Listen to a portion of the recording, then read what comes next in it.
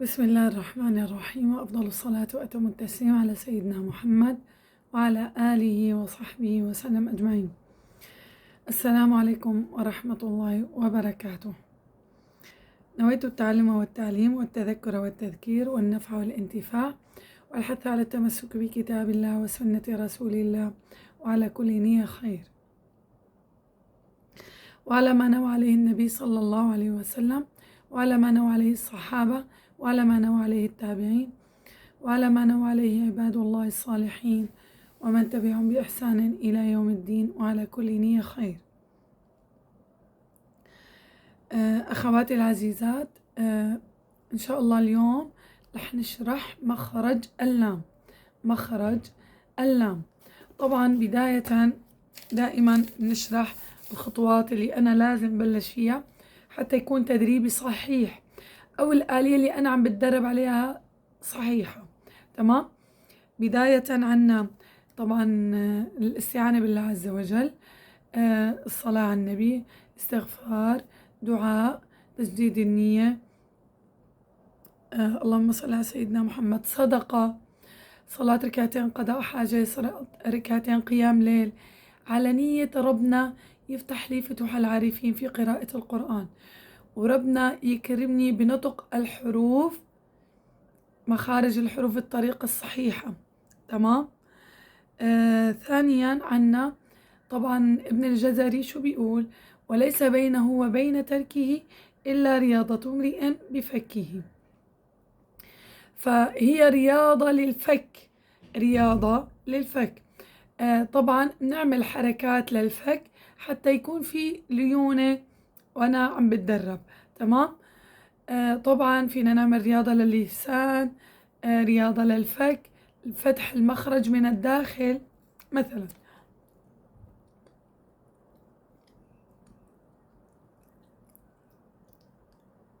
يعني الشفتين شو ما عملتي هاي الحركات بتساعدك. خلي صار عندك ليونة بالفك، الفك عنا جامد فهو يحتاج إلى ليونة. تمام. طبعا هاي حركات اعملها للفك بتساعدني على الفتح، على انزال اتمام الكسر. تمام. الضم مثلا، او فيني اكمل شفتي هيك بهي الطريقة حتى يصير بس اخواتي ليونة الفك. طبعا فتح المخرج من الداخل. طبعا هي الطريقة تساعدني إذا أنا عندي إمالة بتخلص منها، بتساعدني إنه نفتح فكي من الداخل، أيضا بتساعدني إنه أنا أتخلص من الغنة. هلا وقت يكون المخرج مسكر من الحلق، فالحرف بيلاقي له طريق تاني، بيلاقي طريق تاني مفتوح، فبيحمل حاله بيطلع للخيشوم. تمام. فبصير عنا غنة بالحروف وأيضا بالحركات. يعني في كتير أخوات بيجيبوا غنة بالحروف وبالحركات أيضا. تمام. ثالثا عنا التدريب على المرآة، اتدرب على المراية. ما بدي اتدرب على المراية دائما بعيد وبزيد اني انا افتح تليفوني على الكاميرا، احط على الكاميرا الامامي وقعد اتدرب. تليفوني اكيد دائما جنبي. يعني الاخوات اللي ما بدهم او هن مستصعبين يروحوا يتدربوا على المراية، طبعا انا اول وحدة كنت كتير استصعب، ولا لا انا بدي اقعد بالغرفة وجنب المراية وكذا وهيك. بس وقت انا عن جد قعدت جنب المراية وصرت طبق، صرت انتبه اني انا بعمل حركات كتير بفك بالفم بالشفتين، كتير بعمل حركات. انتبهت اني انا مسكرة المخرج من الداخل. تمام. يعني ما تستسخفوا انه انا والله بدي اقعد اتدرب جنب المراية، ما تستهينوا فيها. تمام. ما بدك. كنت انا احيانا مثلا خلص انا قاعدة بالصالون افتح التليفون. تمام. في تسجيلات، اعمل تسجيلات لحالي، تسجيلات، وراقب حالي كيف بقرأ. وفي يعني أحيانا حط على الكاميرا واتدرب على الكاميرا الأمامية. تمام. طبعا رابع خطوة إنه التدريب لا يقل من 3 ل5 ساعات، لا يقل من 3 ل5 ساعات. لا تقولي أنا بدي أقعد هلأ أتدرب على المراية من 3 ل5 ساعات، أو أنا أقعد أتدرب بهذا الوقت وقت طويل ومدري شو. لا، بدك تلاقي نتيجة سريعة، بده يكون التدريب متواصل، تدريب مكثف. ما تقولي والله يلا بتدرب ساعة وبروح بحكي تليفون نص ساعة برجع، لا، تدريب متواصل. طيب ليش يا هنا؟ التدريب المتواصل بيساعدني اني انا مثلا عم بتدرب على حرف الشين، انا وعم بتدرب على حرف الشين، هي المدة المتواصلة بتساعد حرف الشين انه ياخد مكانه، يقعد بمكانه، يتمركز بمكانه. اما انا عم بتدرب ساعة على حرف الشين وروح اشتغل وساوي واحكي تليفون وكذا وهيك وارجع، يعني بينسى حرف الشين وين مكانه، بدي ارجع اتدرب من اول وجديد. هيك قولوها هيك، الحرف حينسى وين مكانه، بدي ارجع اتدرب من اول وجديد. او انا صارت تزبط معي الآلية، زبطت معي الآلية حرف الشين، روح اتركها فجأة وارجع ممكن انسى. لا، خليني عم بتواصل تدريب. تمام اخواتي العزيزات، ما تستهينوا بالتدريب. يوم كانوا يقولوا لنا يوم بدون تدريب برجع الفك 7 ايام الى الوراء. تصوري، ما تتركي حالك. وانا دائما بقولكم نظموا وقتكم، نظمي وقتك. انتي اعرفي امتى فيكي تتدربي، امتى الوقت اللي بيصح لك انتي تتدربي فيه على هذا الحرف. خصصي وقت، خصصي وقت. اللهم صل على سيدنا محمد. هلا انت حتقولي لي انه انا بدي اتدرب من 3 ل 5 ساعات. طيب انا معقول اتدرب من 3 ل 5 ساعات؟ شو اعمل بها 3 ل 5 ساعات؟ في خطوات تمشي عليها. اول خطوة اني انا احضر فيديوهات بتخص حرف مثلا الشين، الحرف اللي انا عم بتدرب عليه. احضر اكتر من حدا، فيكم تحضروا الي، فيكم تحضروا للشيخ ايمن سويد، لا اي شيخ، على اي شيخ. لانه وقت انت عم تحضري له او تحضري الي انت، انا رح احكي عن مخرج هذا الحرف، حاربطه بصفاته، حاحكي عن الصفات، حللها، رح اعطيك الآلية الصح، رح اعطيك الاخطاء الشائعة. فانت بتكوني عم تبرمجي هي المعلومات بالمخ، بالذاكرة. تمام، عم تبرمجيها وموجودة صارت بعقلك. فانت بضل عليك انه تطبقي، انه تشتغلي على حالك. تمام. اذا انت ممكن انت عم تدرب على المراية، رحتي قلتي مثلا الشيطان انا عم حرك شفتين، والشفتين ما بتحركوا بالشين، لانه اصلا الشين ليس من مخرج الشفتين، من وسط اللسان. تمام. تمام. فانت وقت بيكون عندك كل المعلومات يلي بتخص هذا الحرف، فحتكون يعني التدريب حيكون اسرع، والنتيجة هتلاقيها بوقت اقصر. تمام. 2، بسمع صورة، بسمع صورة مثل ما حكيت لكم، ما شرط اسمع صورة طويلة، ممكن من الأجزاء الأخيرة اللي فيها صور قصيرة من الذاريات ولتحت لنهاية القرآن. تمام. فيك تسمعي من جزء عامة، جزء عامة حاوي كل الأحكام. تمام. فاللهم صل على سيدنا محمد. بتسمعي صورة أكتر من مرة، هي الصورة بتكرريها وبتركزي على الحرف اللي انتي بدك تدربي عليه وتكون موجود بأي كلمة من الكلمات، إذا كان مفتوح، مضموم، مكسور، ألف واو ياء، يعني بحروف المد. تمام. بعدين بتشوفي فيديو على اليوتيوب عم يحكي مثلا عن حرف الشين بثلاثي الأبعاد. ثلاثي الأبعاد بأرجيك الحرف من كل الأماكن، من المقدمة، من اليمين، من اليسار، من فوق، من تحت، إذا بيرتفع أقصى اللسان أو لسان بوضع الراحة، بأرجيك إياه من كل أماكن الفم. تمام. طبعا بتدرب على هذا الحرف بالمد الطويل وبالمد القصير، بالفتح والضم والكسر والسكون والألف والواو والياء. بتدرب كتير. كيف؟ ب، بو، بي، إب، با، بو، بي. بضل بتدرب عليه. طبعا أنا جبت مثال اللي هو الباء، وما انسى اني اتدرب عليه هو ساكن، لانه هو اطول الازمنة واغلب الاخوات بيتغلبوا فيه. ليش؟ لانه اطول الازمنة زمان الساكن. تمام؟ فكتير من الأخوات والأغلب بيواجهوا صعوبة فيه. أنا بقول أغلب الناس لأنه المتحرك سهل، أما الساكن هو اللي بده شغل. مثلا جيب بداية قبله همزة مفتوحة مضمومة مكسورة، أب، إب، وب، تمام؟ هيك اتدرب عليه. طبعا بعدين بجيب كلمات موجود فيها حرف مثلا الباء بأول كلمة، بوصل الكلمة بآخر الكلمة، مفتوح مضموم مكسور، بعده ألف، حروف المد الطويل ألف واو ياء، تمام؟ هذا كله بيساعدني إني أنا أكون يعني أعرف إني أنا عم بتدرب على آلية صح، وبيساعدني أيضا إنه يجي معي المخرج أو الحرف اللي أنا عم بتدرب عليه، تمام؟ كل هاي خطوات ما تستهيني فيها، اتدربي عليها حتساعدك، تمام؟ طبعا هلا بقى بدي احكي لكم مخرج حرف اللام. طبعا في الفيديو السابق تحدثت عن مخرج الضاد، تمام؟ طبعا اليوم بدي اتحدث عن مخرج اللام.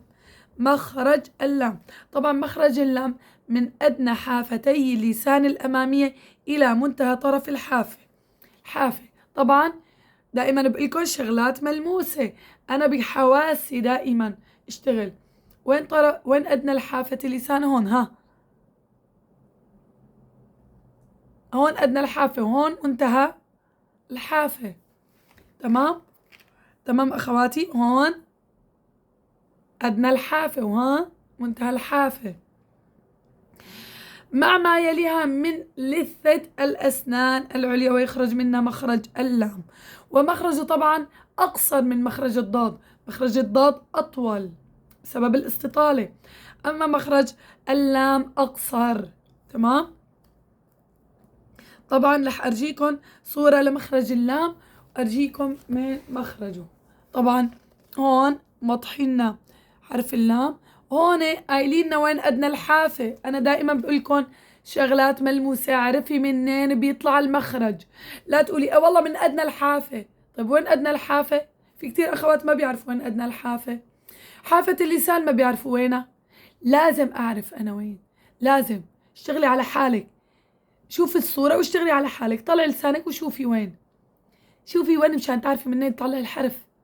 لا تستهيني، اوكي اضحكي على حالك عادي، خلينا نضحكوا علي او انا اضحك على حالي عادي، المهم انا اعرف منين هذا المخرج.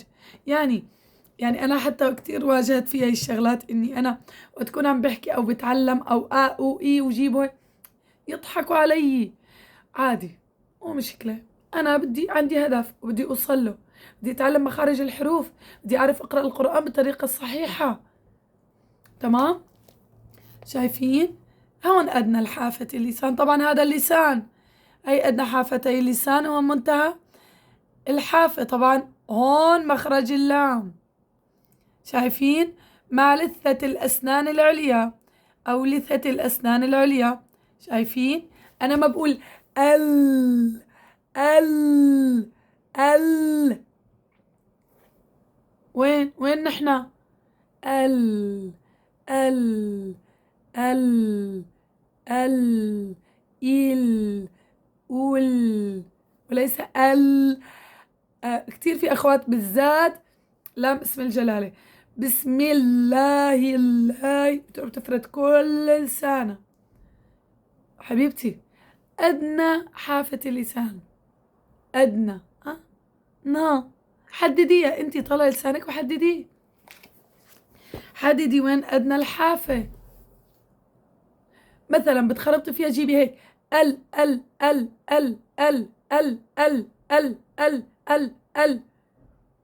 اذا انت بتحسي عم تفردي لسانك فيها حتى تتخلصي من هي، يعني طبعا هذا خطأ شائع، الاغلب الاخوات بسم الله بسم الله بيفردوا لسانهم، او بسم الله.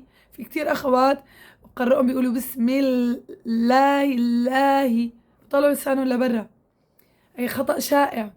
وانه افرد حافة اللسان كله ايضا هذا خطأ شائع. نحن حكينا ادنى حافة اللسان يلي باللون الاصفر فقط لا غير، مع لثة الاسنان العليا، تمام. تمام أخواتي، هدول خطأين شائعين كتير من الأخوات بيجيبون. الصح مثل ما قلت لك انتي عم تفردي لسانك جيبيها بسرعة. ال ال ال ال ال ال ال ال ال ال ال ال ال ال ال. تمام، هيك رح تتخلصي من فردة اللسان. تمام أخواتي العزيزات. طبعا بدنا نجيب صفات اللام. شو صفات اللام؟ شو صفات حرف اللام؟ طبعا اللام فيها مجهورة، اللام فيها جهر. نتيجة نطق اللام بصير عندي انحباس للوترين الصوتيين وانحباس كثير لهواء النفس مع اهتزاز الأوتار. إذا حطيت إيدي، حطي إيدك على الحنجرة، حسي الوترين الصوتيين، حسي الوترين الصوتيين شلون عم يهتزوا نتيجة حكينا نطق حرف اللام، فبصير عندي انغلاق للوترين الصوتيين وانحباس كثير لهواء النفس واهتزاز الأوتار الصوتية.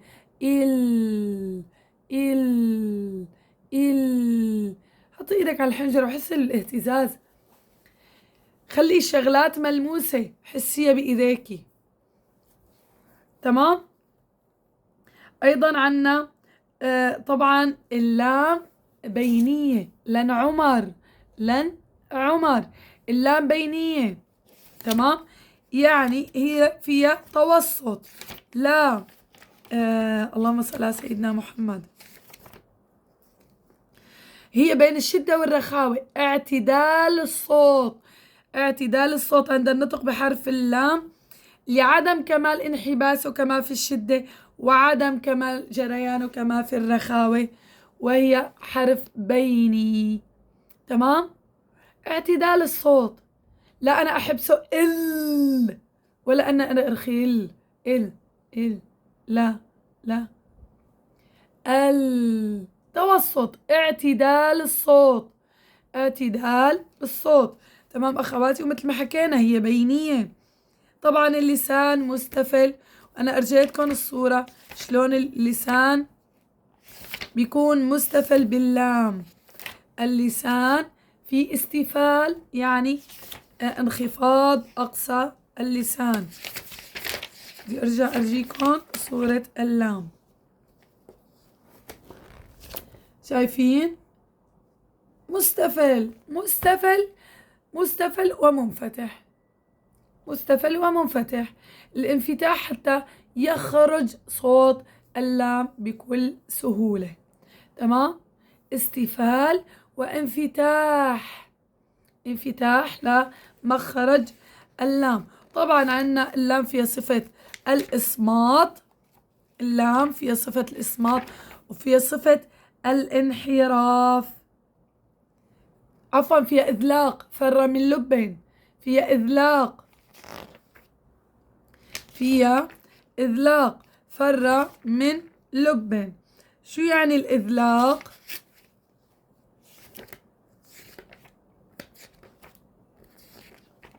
الإذلاق سرعة النطق بالحرف وخفته.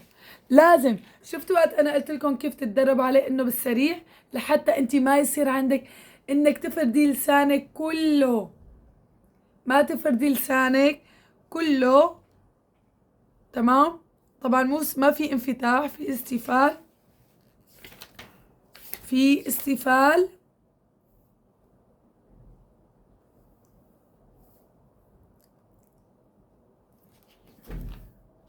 معلش عفوا.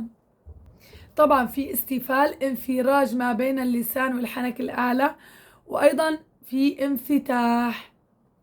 استفال اللسان بده يكون بوضع الراحة، والانفتاح انفراج ما بين ظهر اللسان والحنك الأعلى حتى يساعدني على خروج الصوت. ليش؟ نتيجة انحباس النفس. في إذلاق مثل ما حكينا سرعة النطق بالحرف وخفته. تمام، ال. تمام، ننتبه أخواتي، إذا أنا شديت عليها فهينفرد لساني كله باللام. تمام. اللهم صل على سيدنا محمد حتى يرضى سيدنا محمد.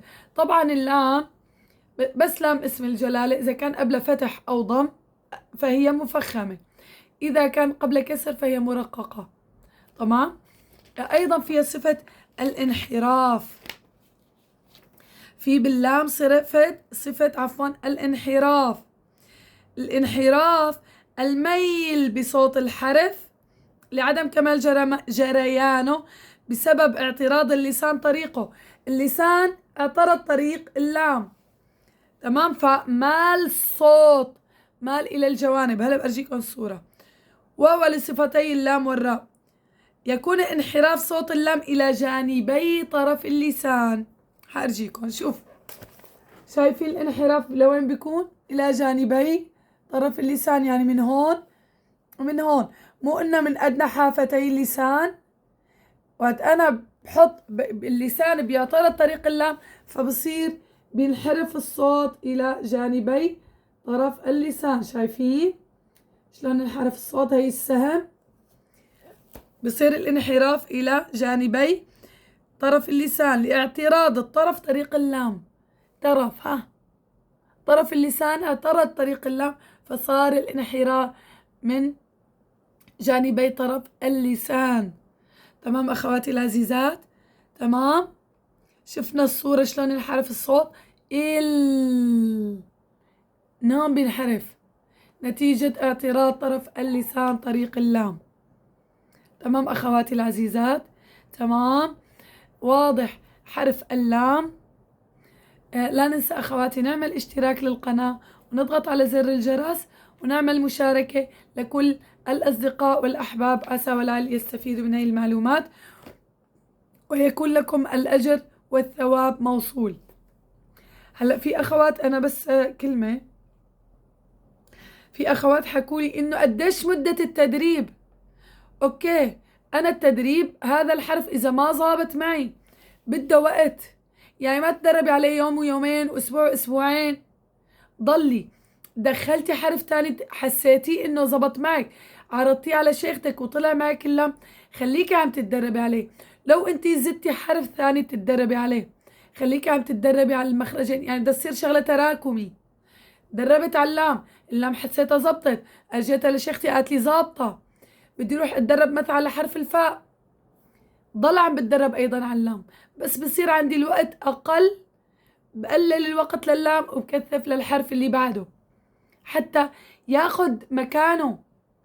ممكن يجي معك مرة مرتين ثلاثة بعدين يا الله ما عم تجي معي اللام، لأنه ما تثبت بمكانه، ما تثبت الحرف بمكانه، من هيك دغري رجع إنه ما ظابط. تمام. فأنا بدي وقت، ظبط معي بضل بتدرب عليه، لو زدت حرف تاني إني أتدرب عليه، بس مثل ما حكيت بقل كمية الحرف الأول اللي أنا عم بتدرب عليه. تمام أخواتي العزيزات، السلام عليكم ورحمة الله وبركاته.